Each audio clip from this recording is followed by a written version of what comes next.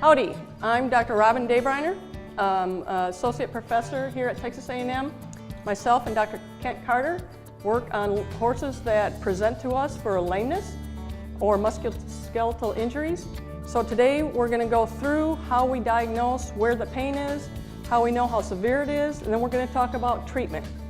So today we have Gray, which is the owner dropped off. Gray's a barrel horse that is refusing to take the left or the second and the third barrel, and we're trying to figure out why. She said he feels a little funny behind. So Courtney, what I do is I like to go look at the horse, see if there's any obvious lamenesses or blemishes or swellings. I see we've got a swollen tendon sheath back here. When I flex it, it's very sore.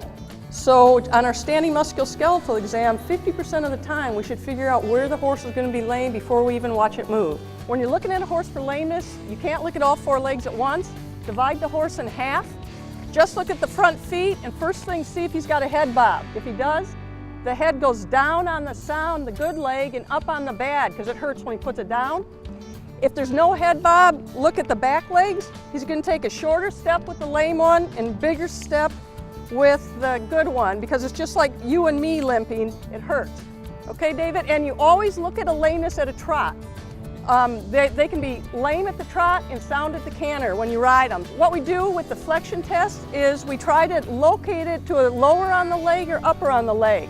So you're going to flex it for 30 seconds, and if it makes Gray lamer, then we have a pretty good indication that it's coming from that swollen area.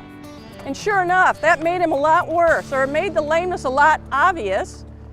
So now, between our musculoskeletal exam and our lameness exam, we have a pretty good idea where the problem is coming from. So we have a pretty good idea. We have soft tissue swelling. We've got pain from the lameness exam. So let's start with an ultrasound and see if we can find some pathology.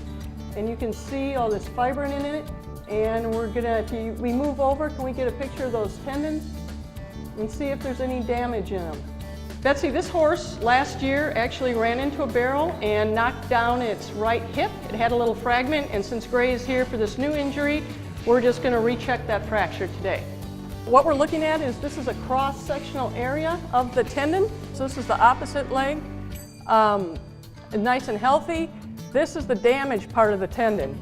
So that's about 40% of that tendon is damaged. So here in Gray, we have an obvious lesion that we can detect on ultrasound, but a significant amount of time we don't. And to better define what's going on, especially if we don't have an obvious lesion, then we utilize the MRI or our CAT scan. Not only does MRI allow us to diagnose lesions that we can't see with conventional diagnostics, but it also allows us to target surgical treatments. Jason, we have a tear in the deep flexor tendon. This would be normal. This would be our abnormal. So I think we need a patent shoe so we can take pressure off this tendon and it'll heal faster.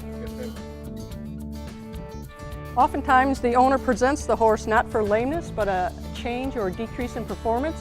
And it's nice that we have this arena that we can watch the horse doing its job, which assists us with a diagnosis instead of just jogging them in hand. If you suspect that your horse has a lameness, or perhaps it's just not working up to its potential, a change in performance, then we recommend that you either call your regular veterinarian, or you can call us here at Texas A&M Veterinary Teaching Hospital, and we'd be glad to help you.